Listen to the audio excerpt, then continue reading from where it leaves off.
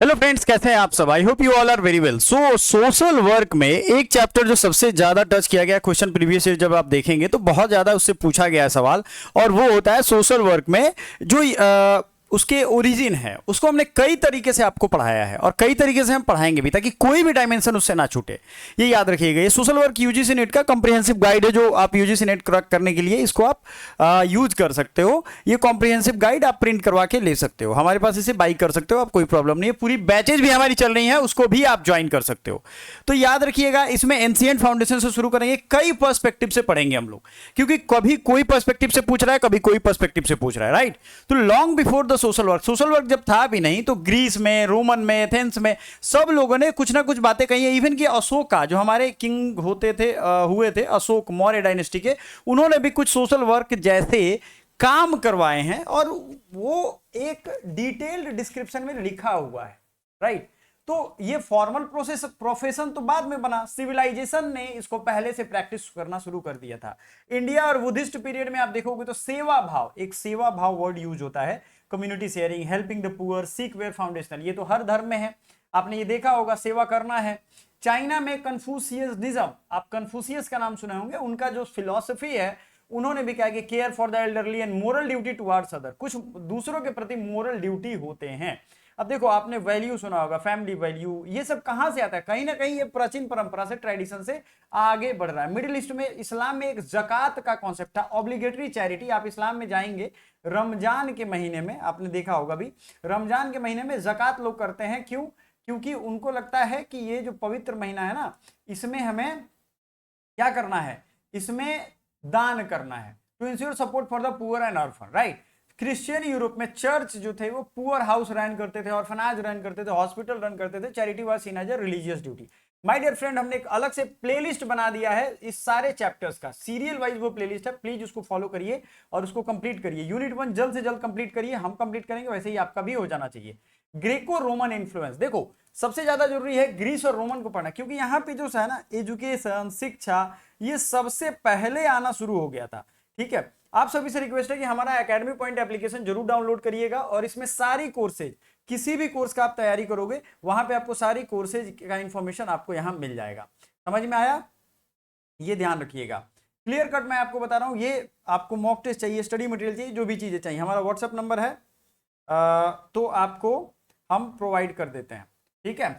हाँ, हम भेज देते हैं आपको। Medieval to pre modern Europe, monasteries and religious institution played a key role in feeding the hungry, sheltering the homeless and caring for the sick. आपको ये ध्यान रखना है। अब देखिए, ये मोनास्ट्रीज जो होते थे, इनका काम क्या होता था? मोनास्ट्रीज का, ये अपने यहाँ आश्रम में लोगों को रखते थे। आपने सुना होगा पुष्यमित्र सुंग के हिस्ट्री के बारे में, उसमें बहुत सारे, या फिर ये जो खिलजी था, गुलाम खिलजी तुगलक, सैयद लोदी, तो गयासुद्दीन तुगलक, इन सब ने कहीं ना कहीं दूसरे धर्म पे लोगों पे अत्याचार किया था। तो ये लोग बड़े बड़े मोनास्ट्री बना करके रखते थे। और एक शासक जो बिहार का बख्तियार खिलजी था, उसने इस नालंदा के मोनास्ट्री को भी आग लगवा दिया। अब आप हमें बताइए कि जब आप उसे आग लगा दोगे तो वहां ज्ञान का दीपक कैसे बढ़ेगा? बिल्कुल नहीं बढ़ेगा ना। आप सबकी राय जरूर यहां बहुत महत्वपूर्ण है, आप सबकी राय हमें बताइएगा, क्या वो ज्ञान का दीपक बढ़ेगा? बिल्कुल भी नहीं बढ़ेगा। तो इसलिए इंग्लैंड में पुअर लॉ अमेंडमेंट एक्ट आता है, और ये पुअर लॉ अमेंडमेंट एक्ट का काम क्या होता है भाई? देखो, एक पहले आता है एलिजाबेथ पुअर लॉ 1601 में, इसको क्वीन एलिजाबेथ 1 के टाइम में आया था, और ये फर्स्ट गवर्नमेंट पॉलिसी था जो पुअर की सहायता के लिए लाया गया था। और इसने पुअर का एक क्लासिफिकेशन बनाया, है ना, पुअर का classification, able bodied poor, disable bodied poor, और मतलब जो काम कर सकते थे उनको पुअर में कैटेगराइज नहीं करना है, उनको वो किया जाना था, यानी उनको डिसबैंड किया जाना था कि वो ये काम ना करें। मॉडर्न सोशल वर्क जो है 19th सेंचुरी में आया है। अब ये मैं क्यों कह रहा हूं इसको समझिएगा। मैंने फैक्ट शीट वाला क्लास लिया था, पिछला क्लास जरूर देखिएगा। मैं उतना ही पढ़ाता हूं जितने टाइम का कंटेंट होता है, मैं इसको 1 घंटे में खींच करके नहीं, मुझे कोई बहुत बड़ी मल्टीनेशनल कंपनी पैसा नहीं दे रही है, मेरा ये अपना काम है, मुझे शौक है पढ़ना पढ़ाना, तो मैं पढ़ाता हूं, राइट। तो मुझे जितने देर का ये कंटेंट लगेगा उतना ही देर में पढ़ाऊंगा, इतने तरीके से पढ़ा दूंगा कि आपको कंप्लीट वो याद हो जाएगा, ठीक है। अब होता यह है कि इंडस्ट्रियल रिवॉल्यूशन होता है सबसे पहले यूके में। आपको याद होगा, इंडस्ट्रियल रिवॉल्यूशन यूनाइटेड स्टेट में नहीं होता है, पहले वो यूके में होता है। वहां स्लम, चाइल्ड लेबर, ये टाइप की प्रॉब्लम बढ़ जाती है।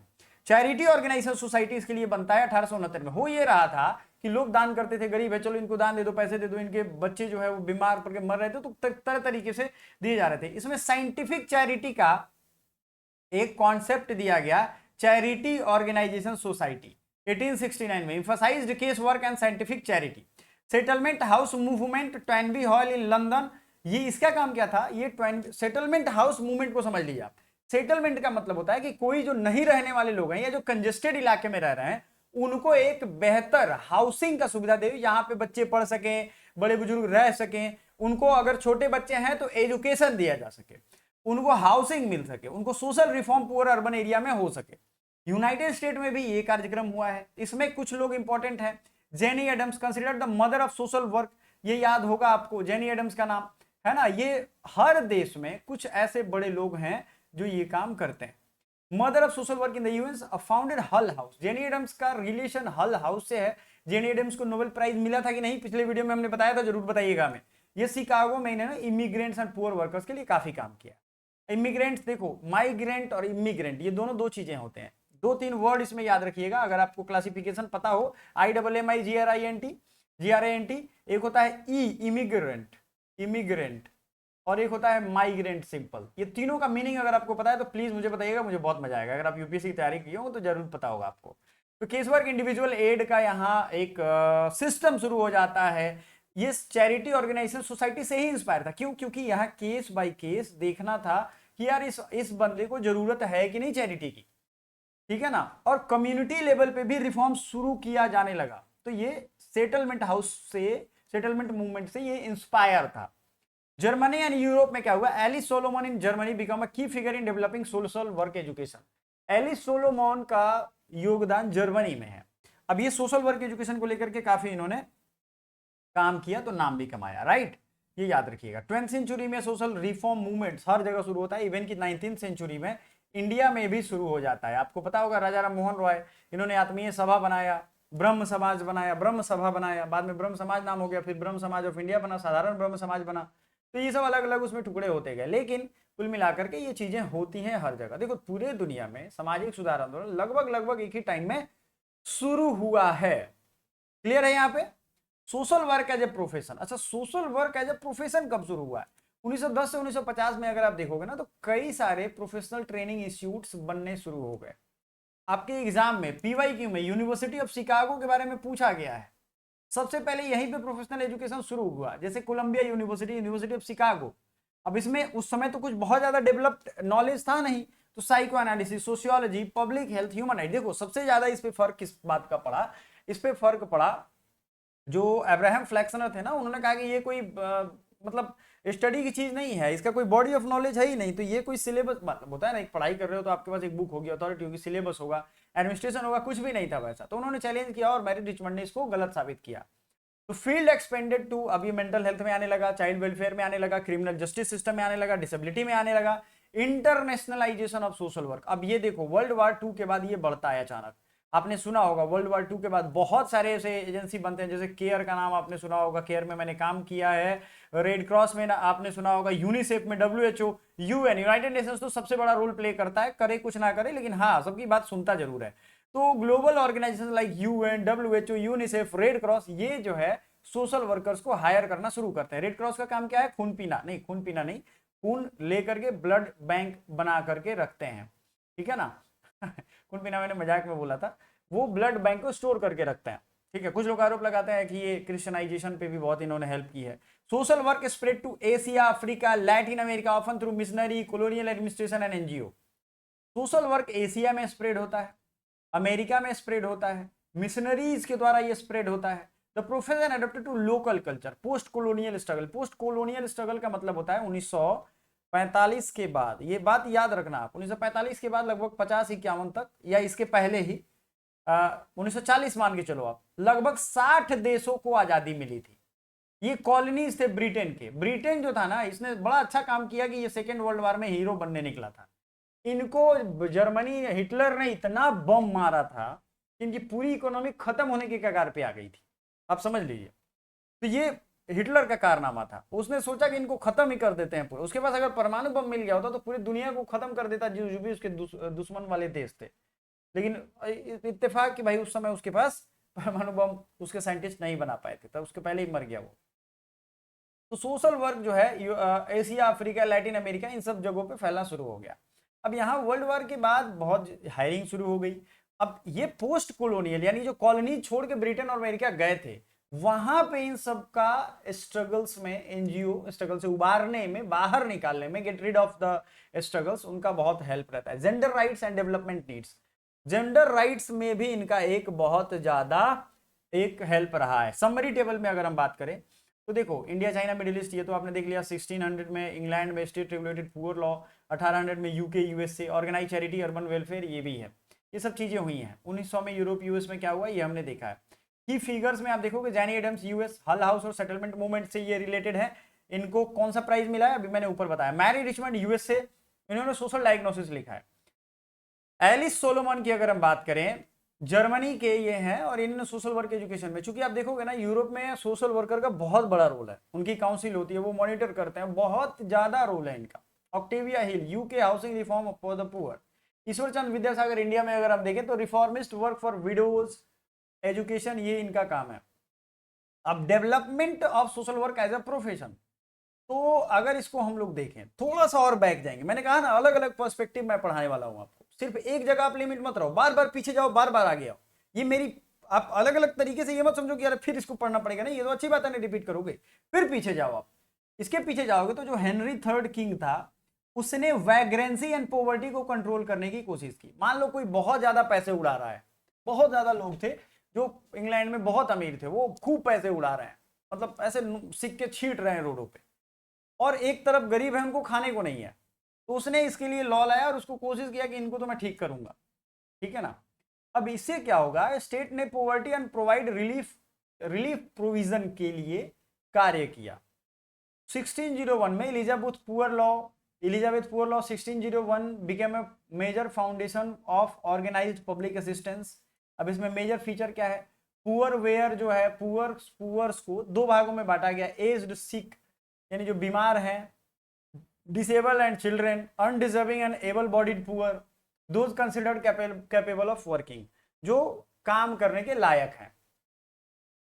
Local passage were more responsible. देखो आपको ये बता दें कि जो रिलीफ का काम होता है, ठीक है ना, वो किस लिए होता है, रिलीफ का काम किस लिए होता है, ताकि उनको रिलीफ पहुंचे। लेकिन इसमें कई लूप होल है। जैसे हमारे देश में क्या होता है, बिहार में ब्लड में 1000 से 1200 करोड़ रुपया हर साल आता है, और स्टेट का देखें तो 300-400 करोड़ रुपया इधर भी खर्च हो जाता है, ठीक है। और इसके बदले होता क्या है, इसके बदले ये पैसे की लूट होती है, और इसका जो हिसाब किताब रखता है वो अगले बाढ़ में बह जाता है। इससे जो ये ऑफिसर्स लेवल के लोग हैं, इनको खूब फायदा होता है। तो ये कभी यहाँ डैम नहीं बनाएंगे, इतना मुश्किल थोड़ी है बिहार में डैम बनाना, लेकिन ये लोग तो जानते हैं कि डैम बन जाएगा तो हमारा ये सोर्स ऑफ इनकम खत्म हो जाएगा।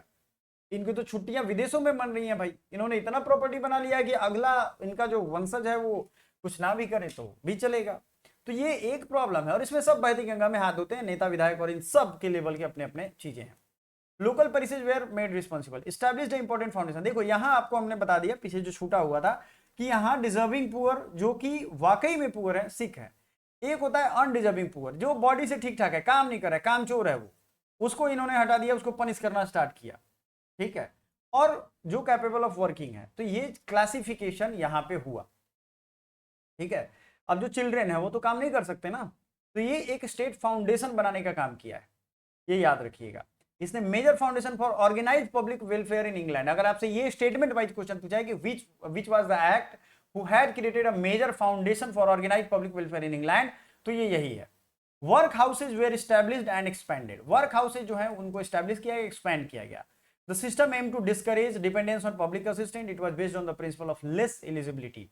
अब इसको थोड़ा सा पब्लिक असिस्टेंस पे डिपेंड किया गया, इसको वर्क हाउसेज को बढ़ाया गया। वर्क हाउसेज मतलब जो काम कर रहे हैं उनके लिए घर की व्यवस्था, राइट, ये याद रखना है। नेक्स्ट, अब प्रिंसिपल ऑफ लेस एलिजिबिलिटी ये करता है, मतलब जो वर्क हाउसेज है were intended to be less attractive that the situation of lowest paid independent worker, the system was widely criticised for being harsh and punitive. मतलब उसको बहुत अट्रैक्टिव नहीं बनाया गया, काम चलाने पर रख लो, काम हो जाए, ठीक है ना। और फिर भी इसने एक माइलस्टोन तो क्रिएट किया ही। अब अगले जो कुछ वर्कर हैं 19th सेंचुरी में, उनको याद रखिएगा, एडविन चैडविक। इन्होंने public health reform and sanitation, याद करो वहां आपको मैंने याद करवाया था, फैक्ट वाले बुक में याद करवाया था ना, ये याद करवाया था। तो public health and reformation sanitation में ये जो चीज हमने पढ़ाई थी, क्या आपने पढ़ा है? पिछले ही वीडियो की बात है। तो पूरा प्लेलिस्ट को खंगालिए, पढ़िए उसको, एक एक चीज इंपॉर्टेंट है। लॉर्ड शाफ्ट्सबरी ने एंटनी एशली कूपर, ये आप child labour reform, factory reform, mental health care, इन सब पे बात की थी। 1842 का रिपोर्ट जो sanitation condition of labouring population, जो गंदगी की हालत थी लेबर जनसंख्या को, उस पे इन्होंने एडविन चैडविक ने एक रिपोर्ट प्रस्तुत किया और पुअर लिविंग कंडीशन को सैनिटेशन एंड डिजीज से जोड़ा। आप गंदे जगह पे रहोगे तो ऑटोमेटिक बीमार रहोगे, आपको साल भर सर्दी जुकाम बुखार ये रहेगा ही रहेगा, और आपके घर में बच्चे जन्म लेंगे तो मरेंगे, ठीक है ना। Promoted improvement in public health and sanitation. Lord Shaftesbury ने चाइल्ड लेबर के खिलाफ लड़ाई की, फैक्ट्री रिफॉर्म के लिए लड़ा, improvement in mental health care Shaftesbury का काम है। अब चैरिटी ऑर्गेनाइजेशन सोसाइटी 1869, फिर आपने पढ़ा, फिर रिवीजन हुआ, ये इमर्ज हुआ इंग्लैंड में। इसने क्या किया कि इसने देखा कि भाई चैरिटेबल ऑर्गेनाइजेशंस की डुप्लीकेसी है और जो पुअर हैं वो बहुत जगह रजिस्टर हैं, और उनको अगर मतलब मान लेते हैं कि 10 पुअर हैं एक इलाके में और 10 पुअर 4 एनजीओ में रजिस्टर है, तो 4 जगह से लेके खा जा रहे हैं और वो हमेशा पुअर ही रह रहे हैं। यानी कहीं ना कहीं साइंटिफिक इन्वेस्टिगेशन की जरूरत है और उनको अरेंजमेंट की जरूरत है, उनको मैनेज करने की जरूरत है, क्योंकि कहीं से नहीं मिल रहा है और रजिस्टर 4 जगह है। Individuals and family before providing help, providing systematic and organised, ये समझ गए। तो ये आगे यही चीजें लिखी गई हैं। केयरफुल इन्वेस्टिगेशन होना चाहिए, साइंटिफिक इन्वेस्टिगेशन करके किसी को प्रोवाइड करो। Assessment of the needs, individualised assistance, follow up and supervision. This approach contributed significantly to the development of profession and case work. Octavia Hill was an important pioneer of housing and social reform, worked for improvement housing for the poor, family और self respect, responsibility, personal development, ये सब है। Trend volunteer, visitors book का concept इन्होंने दिया था, visitors to work. Visitors का एक जो है, जो फैमिली के, पुअर फैमिली के कांटेक्ट में रहेगा, और ये एक अर्ली मॉडल बना सोशल केस वर्क और सोशल विजिटिंग के लिए। आपने ट्रेंड विजिटर्स का नाम सुना होगा, ठीक है ना। तो ये कहीं ना कहीं इसी अप्रोच से आगे बढ़ता है, ठीक है। फिर एक और मूवमेंट आएगा, ये आंदोलन इसलिए कहते हैं ना कि जो सेटलमेंट हाउस बनाना, मतलब वहां बच्चों को रखना, पढ़ाना, उनके एंटरटेनमेंट करना, living and working with communities rather than merely providing. अगर ऐसा नहीं हुआ था तो एक बहुत बड़ा तबका आज भी गरीबी और उस फैक्ट्री में पिस रहा होता, ठीक है ना। आपने कई सारी मूवी देखी होगी कि पूरी दुनिया खत्म हो रही है तो एक ट्रेन बनाया गया, जिसमें एक मूवी में देख रहा था, उसमें मजदूरों को रखा गया था कुछ कंपार्टमेंट में, और कुछ कंपार्टमेंट में वेरी लग्जरी, दुनिया की सारी जरूरत के साथ वो ट्रेन चलती रहती है पूरे दुनिया में, और वो ट्रेन बहुत सालों तक चलती रहती है, उसमें हॉस्पिटल रहता है, सारा कुछ, क्योंकि दुनिया खत्म हो गई रहती है। उसमें एक जो ट्रेन रुक ना जाए इसके लिए एक मेटल का रॉड टूट जाता है, तो उसमें एक बच्चे को डाल देते हैं वो लोग जो गरीब पीछे रहते हैं उनको, और वो बच्चा क्या करता है वहां पे, उसमें वो पार्ट का काम करता है, और उसको खाने के लिए थोड़ा खाना देते हैं और वो उसी में रहता है। तो ये तरीके की चीजें चलती रहती हैं, लेकिन रिफॉर्म हो गए, सुधार हो गई। तो 1884 में Toynbee hall was founded in East London in 1884 by Samuel Barnett and Henrietta Barnett, right. Main features क्या था? मिडिल क्लास यूनिवर्सिटी एजुकेशन ये बनाना था। Volunteers lived and worked among poor communities, right. Focused on community education, social reform, poverty reduction programme, community development, social participation, ये सब इसका काम था। अब देखो यहाँ समझो आप, टॉइनबी हॉल, जेनी एडम्स हल हाउस से जुड़े हुए हैं। टॉइनबी हॉल जो था ईस्ट लंदन में बनाया गया था 1884 में, और इससे 2 लोग जुड़े हुए हैं, Samuel Barnett and Henrietta Barnett. दो नाम याद रहेगा। ये यूनिवर्सिटी मिडिल क्लास एजुकेशन की बात इन्होंने की थी, और जो वॉलंटियर्स हैं वो पुअर लोगों के बीच में रहते थे, ठीक है। कम्युनिटी एजुकेशन पे बात की गई, सोशल रिफॉर्म, पॉवर्टी रिडक्शन, इन सब पे बात की गई। सिग्निफिकेंस क्या था इसका? Toynbee hall became an important model for settlement house movement and influence similar initiative. ये आपको एग्जाम पॉइंट में 1884 पूछा गया है, ये ईस्ट लंदन में बनाया गया था। अर्ली 20th सेंचुरी में social work become a profession, 1899 began a formal social work education in 19th century, saw the emergence of formal training for social workers. Historical context, industrialization and urbanization created major social problems such as poverty and child labor. ये industrialisation का बहुत बड़ा एक problem create हुआ, और इसी को सुलझाने के लिए ये चीजें आई। Poor housing, unemployment, poor sanitation, family problems. These conditions increase the need for trained social workers. Chicago US से The Chicago School of Civics and Philanthropy became an important institution in the development of systematic social work education. Chicago का नाम हमने आपको पहले बनाया कि systematic and organised एक institution जो पहला था, यानी उसको आप प्रोफेशनल सोशल वर्क एजुकेशन के कदम फर्स्ट स्टेप कह सकते हो, पहला कदम।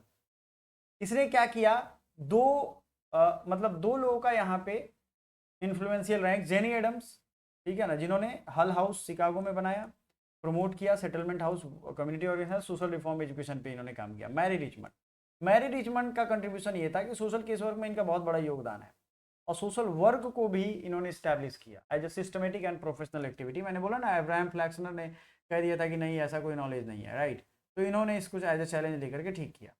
Training of social workers in Britain, the charity organisation society established a formal school for social work training. It was associated with development of systematic education in social work, social administration, connected with development of social science education and London School of Economics. यहाँ समझिए आप, training of social workers in Britain, the charity organisation society established a formal education for social work training, ये 1905 की बात है। यहां से मोर systematic पढ़ाई शुरू हुआ, ठीक है। तो फॉर्मल स्कूल की बात अगर हो तो 1905 में होगा, फॉर्मल एक उसके पहले शिकागो में शुरू हुआ है। अब यहाँ पे सोशल साइंस की स्टडी के साथ यही चीजें आगे बढ़ी और लंदन स्कूल ऑफ इकोनॉमिक्स में ये बाद में डेवलप हो जाता है। आगे बढ़े, Mary Richmond and social diagnosis. Social diagnosis, Mary Richmond publish social diagnosis in 1917। इन्होंने एज अ प्रोफेशनल स्टैंडर्ड्स को स्ट्रेंथन किया, सोशल केस वर्क को अप्रोच बनाया, emphasise social investigation, assessment, diagnosis, individualisation and intervention, ठीक है। मैरी रिचमंड सोशल डायग्नोसिस की जो किताब है ये बहुत बार पूछा गया, आप लोग याद रखना। अब इसमें 1906 से 11 में लिबरल गवर्नमेंट वहां पे आती है, कहाँ पे, ब्रिटेन में। तो सेवरल रिफॉर्म्स इन्होंने किया, जैसे 1908 में old age pension act, old age के लिए पेंशन एक्ट चलाया, introduced state supported old age pension. 1909 में लेबर एक्सचेंज एक्ट चलाया, help unemployed people find their work. Year reforms में मेजर सिग्निफिकेंस 1911 है, नेशनल इंश्योरेंस एक्ट है, introduced health and unemployment insurance. Important leader David Lloyd, George and Winston Churchill, इसमें labour government के ये लोग leader थे। अब यहाँ पे this reforms strengthen the idea of state responsibility for the social service, development of welfare state, ठीक है। Local government act, development of, ये जैसे बहुत सारी चीजें इसमें वेलफेयर स्टेट की कॉन्सेप्ट आ गई। यहाँ पे आपको मैंने बताया था वेलफेयर और वारफेयर का कॉन्सेप्ट क्या होता है पिछले वीडियो में, तो उसमें आपने देखा होगा। ये सब चीजें तो खैर चल रही थी। सबसे महत्वपूर्ण आया 1942 में वेबरेज रिपोर्ट। वेबरेज रिपोर्ट ने one of the most influential documents in the development of modern welfare state. इसने कहा social security from cradle to grave जरूरत है, मतलब एक पालने से लेकर के और एक जो मृत्यु की जो सैया होती है, मृत्यु जहाँ होता है वहां तक ये जरूरी है। बेवरेज आइडेंटिफाइड 5 जायंट्स, ये 5 जायंट्स भी आपसे पूछे जाते हैं, इनको हराना जरूरी है। एक है वांट पॉवर्टी, यानी कि उसके पास कुछ नहीं है तो हमेशा चाहता रहेगा ये मिल जाए वो मिल जाए, इसको जो चीज चाहिए वो मिल जाए तो ठीक है, मतलब मर्सिडीज नहीं, छोटी सी घर चाहिए तो भाई घर हो, ऐसा ना हो कि दुनिया अंबानी बनना चाहें हम। डिजीज, ये बड़ा खतरनाक है, इल हेल्थ इसे कहते हैं। इग्नोरेंस या लैक ऑफ एजुकेशन, अज्ञानता, ये भी बहुत खतरनाक है। अज्ञानता इन सब का जड़ है। अगर आपको ज्ञान हो जाएगा ना तो आप अमीर भी बन जाओगे, गरीबी भी मिटा लोगे, डिजीज फ्री रहोगे। स्क्वालर, स्क्वालर का सॉल्यूशन क्या है, poor housing condition and living condition जो होगा, मतलब इधर उधर जी रहे हैं, कहीं सो गए। आइलनेस यानी अनएम्प्लॉयमेंट, बेकार बैठे हुए हैं, तो जो बेकार बैठा हुआ है वो या तो भीख मांगेगा या किसी दूसरे को परेशान करेगा या कुछ ना कुछ वो बोझ बनेगा इकोनॉमी पे। तो इन्होंने 5 जायंट्स की बात की, वांट या poverty, disease, ill health, ignorance, lack of education, squalor, poor housing reform, illness या अनएम्प्लॉयमेंट। एग्जाम पॉइंट में Beveridge report 1942, 5 giants foundation of welfare state. Major turning point 1948 में Britain welfare system, national health services की launching की गई 1948 में। अब ये है Aneurin Bevan played a central role in establishment. अब ये यूनिवर्सल हेल्थ केयर के लिए एक बहुत बड़ा, देखो यूनिवर्सल हेल्थ केयर का मतलब होता है कि देश में, हमारे देश में मैं मान के चलता हूँ, आपको फ्री में जो जरूरत भर की हेल्थ सर्विसेज हैं वो मिलनी चाहिए, क्योंकि इससे जो है जनता के टैक्स से ये लोग, नेता लोग, विधायक लोग, इनका सारा इलाज फ्री में हो जाएगा, लेकिन आपके लिए वो अस्पताल नहीं बनाएंगे। तो जनता मालिक होते हुए भी नौकर जैसी फील करती है जब ये चीजें होंगी। तो आपको क्या करना है, यहाँ पे डिमांड करना है कि एजुकेशन और हेल्थ ये दोनों फ्री ऑफ कॉस्ट, अच्छी जरूरत भर की एजुकेशन दीजिए। इस्टेब्लिश चिल्ड्रंस डिपार्टमेंट, इसने प्रोफेशनल चाइल्ड के लिए वेलफेयर सर्विसेज इस्टेब्लिश किया 1948 के एक्ट में। Social work specialised expanded, specialisations का मतलब होता है जैसे चिल्ड्रन के क्षेत्र में करना है, फैमिली के क्षेत्र में करना है। एक मेरे साथ कनाडा की नर्स थी, कनाडा, आप कनाडा जिसे कहते हो, कनाडा की नर्स थी। वो एक तरीके से उनका 2 साल का टर्म था किसी लीस्ट डेवलप्ड कंट्रीज में वर्क करना। तो वो जो थी वो समस्तीपुर जिले में जो सदर अस्पताल होता है यानी डिस्ट्रिक्ट हॉस्पिटल, उसमें वो अपना काम करती थी, सुपरवाइज करती थी, मॉनिटर करती थी और वो चीज़ें करती थी। तो मैं आपको एक चीज़ें बता रहा हूँ, वहाँ पे हेल्थ सर्विसेज कितनी ज़्यादा ज़रूरत है, कितनी अच्छी हैं, इसका आप अंदाज़ा लगा सकते हो कि कितना बेस्ट वहाँ पे सर्विसेज है। कि वो इतने अच्छे से सीखती थी, देखती थी, सब कुछ करती थी कि आप मतलब कह नहीं सकते हो, उतना आपसे पॉसिबल नहीं होगा, आप सुन नहीं सकते हो, राइट। ये चीज़ें आपको ध्यान रखना। बहुत अच्छे से एक पेशेंट थी जिसको कोई भी डॉक्टर नहीं देखता था, वो जाकर के उसके पूरा घाव पस साफ कर देती थी। वो कहती थी कि नर्सिंग ये हमारा काम ही है, अगर कोई नहीं भी कर रहा है तो हमें अपनी मोरल जिम्मेदारी है। वो अपने ग्लव्स वगैरह निकाल करके करती थी। ये चीज़ें हमारे समाज में तो समझ रहे हो, औरत का ला के हॉस्पिटल में लोग फेंक जाते हैं, ये चीज़ें। तो कितना सेवा भाव था उसमें, कितनी पॉजिटिविटी और एनर्जी रहती थी, कोई कुछ नहीं घबराहट होती थी। वो दूसरे देश से आई थी, लीस्ट डेवलप्ड कंट्री में, एक वार्ड में पड़ा हुआ पेशेंट, उसको कभी नहीं वो घबराती थी कि इसको देखना है और ये चीज़ें। डिस्ट्रिक्ट मजिस्ट्रेट से उस चीज़ की कंप्लेन की गई, 2-3 दिन वो लोग देखते थे फिर छोड़ देते थे। ये रियल स्टोरी है, मैं बता रहा हूँ आपको। तो कहीं ना कहीं ये चीज़ें दिखाता है कि हम लोग कितने पीछे रह गए इन सब चीज़ों में, इसमें किसका हाथ है। हमें ये चीज़ें बेसिक मिलनी चाहिए, हम लोग टैक्स दे रहे हैं, टैक्स पेयर हैं हम लोग। तो ये सारा कुछ होता है मेडिकल सोशल वर्कर का। American association of social workers, ये आपका 1921 में बनता है, ये याद रखिएगा। It is become an important professional reorganisation represent, ये ऑर्गेनाइजेशन जो था रिप्रेजेंट कर रहा था social workers in United State को। ये identity and organisation of social work को करता था रिप्रेजेंट। 1921 में ASW major professional organisation in USA, professional organisations of social worker. अब British association of social worker कब बना है? 1970 में। अमेरिका वाला याद रखिएगा 1921 में बना है। ब्रिटेन वाला कब बना है? 1970 में। इतना कॉम्प्रिहेंसिव मैंने पढ़ाया। चीजें कहाँ से शुरू की है सोचो, एकदम वहां से शुरू करके, और अमेरिका में अब ऑर्गेनाइजेशन, इसके इंस्टीट्यूशंस बन रहे हैं।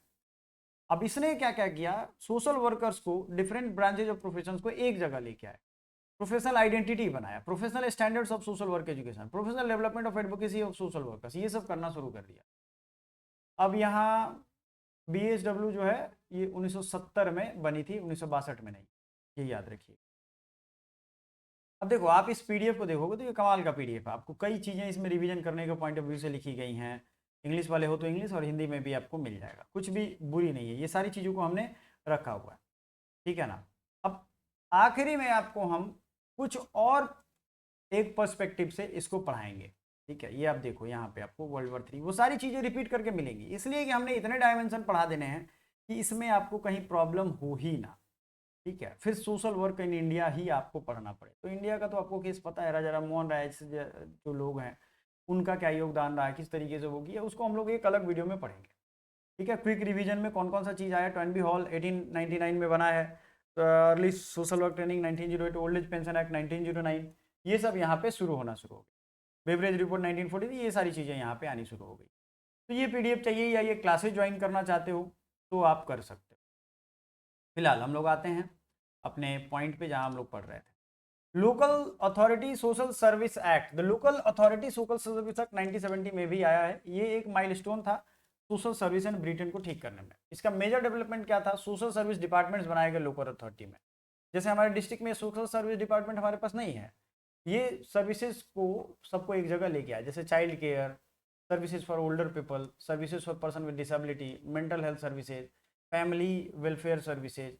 इसका सिग्निफिकेंस क्या है, this helped create a more integrated system of professional social service, ठीक है।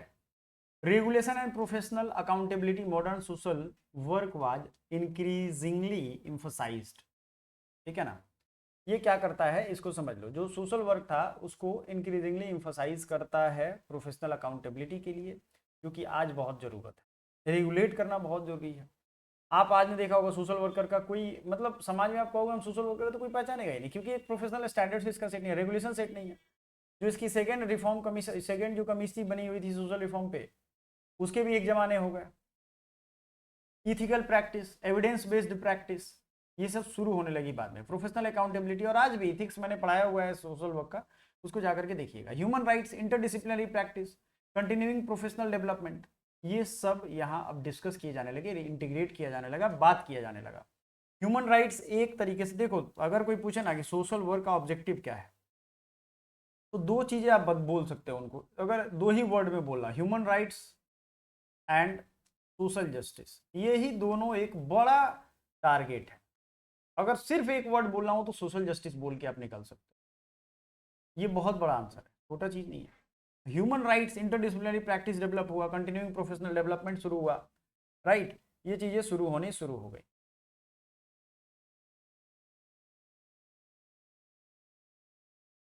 अब आते हैं कुछ चीजें, नेशनल हेल्थ केयर काउंसिल भी बने।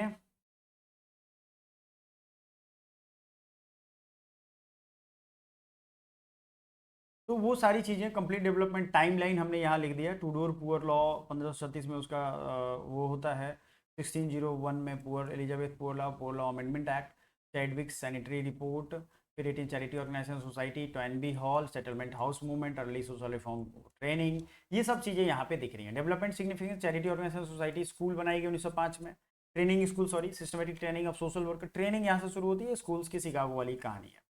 ओल्ड एज पेंशन एक्ट, और ये सारा टाइमलाइन यहाँ पे दिया हुआ। लेबर एक्सचेंज एक्ट 1909 में, एम्प्लॉयमेंट असिस्टेंस एक्ट 1911 में, national insurance act, health and unemployment insurance 1917, Mary Richmond, social diagnosis, professional social case work, ये यहाँ से आप सुनते हो। अब ये सारा टाइमलाइन जो हमने अभी तक पढ़ा है वो यहाँ आपको मिल जाएगा। क्विक रिविजन भी हमने रख दिया है, ये चीज़ है। अब अगले वीडियो में जब हम लोग इंडिया का पढ़ेंगे तो इसका एक क्विक रिविजन करेंगे, क्विक रिविजन करने के साथ साथ आपको इंडिया वाला पढ़ाएंगे। आई होप आपको इतने डायमेंशन में, इतने तरीके से हमने शॉर्ट लॉन्ग पढ़ा दिया है कि अब आपको इसमें कहीं से क्वेश्चन छूटने की आसार नहीं रहे। अगर रहेगा तो मैं हूँ, टेंशन ना लो। हमारे व्हाट्सएप और टेलीग्राम ग्रुप को ज्वाइन कर लीजिएगा, एप्लीकेशन तो हमने पहले ही बता रखा है। Thank you.